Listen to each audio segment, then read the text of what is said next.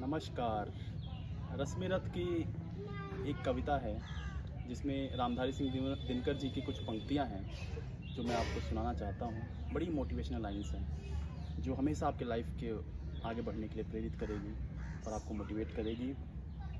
सच है विपत्ति जब आती है, कायर को ही दहलाती है। इसके मेन लाइन्स हैं और पूरा पोयम थोड़ा सा मैं पढ़ना चाहता हूँ। हो गया पूर्ण अज्ञातवास, पांडव लौटे वन से साहस। पावक में कनक सदृश तप कर, वीरत्व लिए कुछ और प्रखर। नस नस में तेज प्रवाह लिए, कुछ और नया उत्साह लिए।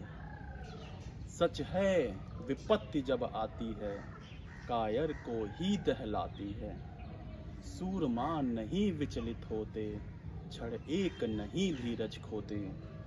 विघ्नों को गले लगाते हैं, कांटों में राह बनाते हैं। मुंह से कभी न उफ कहते हैं, संकट का चरण न गहते हैं। जो आ पड़ता सब सहते हैं, उद्योग निरत नित रहते हैं। सूलों का मूल नसाने को, बड़ खुद विपत्ति पर छाने को। है कौन विघ्न ऐसा जग में, टिक सके नहीं वीर के नग में।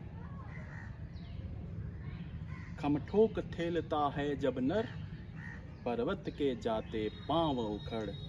मानव जब जोर लगाता है, पत्थर पानी बन जाता है। गुण बड़े हैं एक से एक प्रखर, है छिपे मानव के भीतर। मेहंदी में जैसे लाली हो, वर्तिका बीच उजियाली हो। बत्ती जो नहीं जलाता है, रोशनी नहीं वो पाता है। पिसा जाता जब इच्छुदंड, झरती रस की धारा अखंड। मेहंदी जब सहती है प्रहार, बनती है ललनाओं का श्रृंगार। जब फूल पिरोए जाते हैं, हम उनको गले लगाते हैं। वसुधा का नेता कौन हुआ, भूखंड विजेता कौन हुआ। अतुलित यश क्रेता कौन हुआ, नवधर्म प्रणेता कौन हुआ। जिसने न कभी आराम किया, विघ्नों में रहकर काम किया। जब विघ्न सामने आते हैं, सोते से हमें जगाते हैं।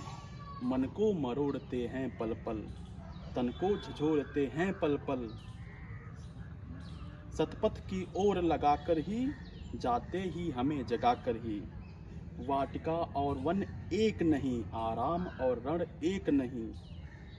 वर्षा अंधड़ आतप अखंड, पौरुष के हैं साधन प्रचंड। वन में प्रसून तो खिलते हैं, कंकड़िया जिनकी सेज सुधर। छाया देता केवल अंबर, विपदाएं दूध पिलाती हैं, लोरी आंधियां सुनाती हैं। जो लाछागृह में जलते हैं, वे ही सुरमा निकलते हैं। बढ़कर विपत्तियों पर छा जा, मेरे किशोर मेरे ताजा। जीवन का रस छन जाने दे, तन को पत्थर बन जाने दे। तू स्वयं तेज भयकारी है, क्या कर सकता चिंगारी है। वर्षों तक वन में घूम घूम, बाधा विघ्नों को चूम चूम। सहधूप घाम पानी पत्थर, पांडव आए कुछ और निखर। सौभाग्य न सब दिन सोता है, देखे आगे क्या होता है। धन्यवाद।